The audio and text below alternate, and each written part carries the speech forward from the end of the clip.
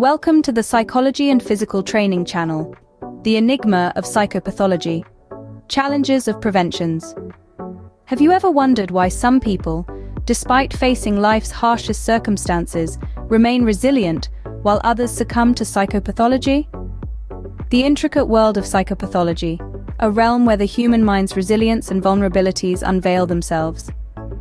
In this landscape, genetics and environment interplay in a complex dance.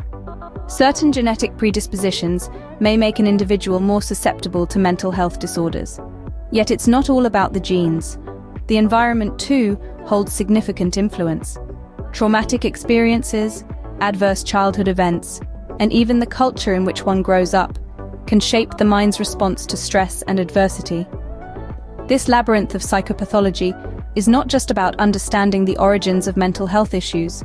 It's about identifying the ways to prevent them, to ensure individuals can lead fulfilling lives, even in the face of adversity. So the question remains, how do we prevent these psychopathology challenges? Stay tuned as we delve deeper into this enigma, exploring supportive housing, community programs, treatment strategies, and the legal aspects of mental health care. Supportive housing. Consider Jane Doe, a middle-aged woman diagnosed with bipolar disorder, struggling to maintain a stable living environment. For Jane, like many others battling mental health disorders, the challenge does not end at the diagnosis. It extends to finding and sustaining a conducive living environment that aids her recovery. Jane's story is not unique. It's a narrative shared by countless individuals diagnosed with mental health disorders. This is where supportive housing steps in, a beacon of hope in an often overwhelming journey towards recovery. Supportive housing is more than just a roof over one's head. It's a structured environment where individuals like Jane can access the resources they need to manage their condition. This includes mental health services, counseling, and access to medication, all under one roof. For Jane, this was life-changing. She found herself in a space that was not only safe but also conducive to her recovery. It provided her with a sense of stability, which is often a missing puzzle piece in the lives of those battling mental health disorders. But it's not just about the physical resources. Supportive housing fosters a sense of community. It's a place where Jane could connect with others who understood her struggles, where she could learn from their experiences and share her own.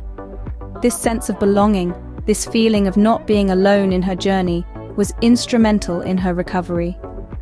Beyond Jane, supportive housing has proven to be beneficial for countless individuals, providing them with the resources and stability they need to manage their mental health disorders.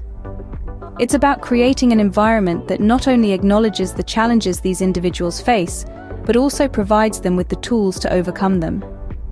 However, it's important to remember that while supportive housing can be a game changer for many, it's not a one-size-fits-all solution.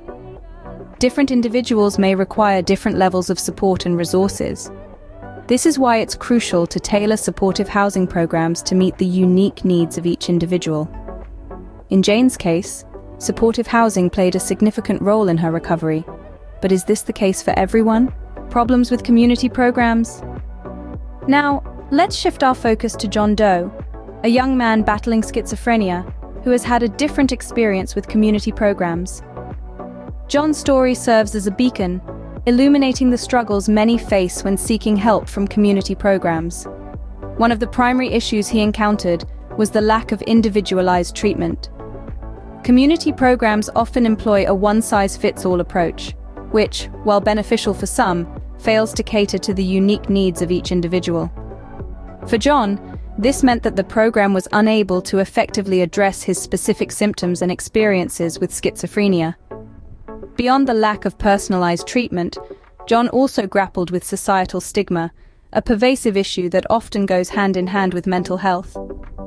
Despite living in the 21st century, misconceptions and prejudices about mental health persist, and John frequently found himself on the receiving end of these unfounded biases. This stigma not only undermined his self-esteem, but also created a barrier to his recovery, as he felt less inclined to seek help and engage with the program. A third hurdle in John's journey was the issue of inadequate funding. Community programs are often under-resourced and understaffed, which can limit the quality of care they are able to provide. For John, this meant long wait times, inconsistent treatment, and a lack of access to specialized care. These challenges, however, are not insurmountable. They underscore the need for improvements in our community programs. We need to push for more individualized care that acknowledges and caters to the unique needs of each person. We need to dismantle the stigma surrounding mental health, encouraging open dialogue and fostering understanding.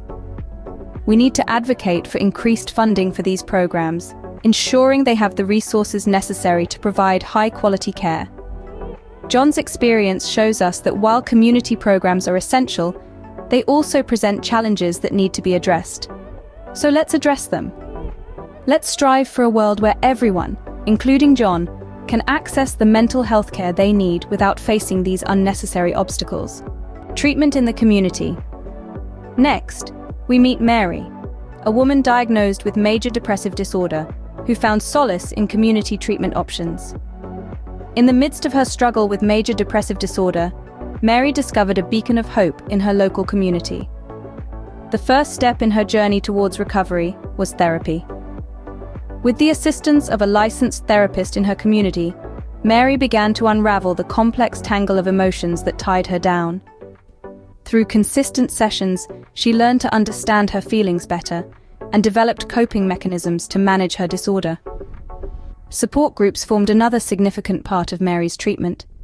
These gatherings, made up of individuals who were walking similar paths as Mary, provided an environment of understanding and acceptance.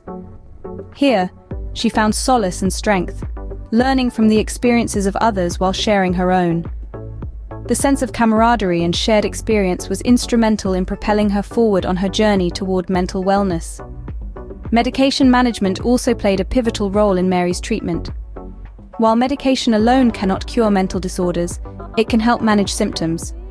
For Mary, a community healthcare provider prescribed appropriate medication and closely monitored her progress. This ensured her medication was effectively alleviating her symptoms without causing adverse side effects. The importance of accessibility and affordability in community treatment options cannot be overstated. Not everyone has the means to access expensive private treatments, and that's where the role of community-based programs comes into play. These programs ensure that help is available to all, regardless of their financial standing. For Mary, the availability of these affordable, accessible options in her community was a lifeline. Mary's journey is a testament to the power and potential of community treatment options. Her story underscores the significance of therapy, support groups, and medication management in addressing mental health issues. It's an illustration of how, with the right support, individuals can navigate their way through the labyrinth of mental health disorders and emerge stronger. Mary's journey illustrates the potential of community treatment, but what happens when legal aspects come into play?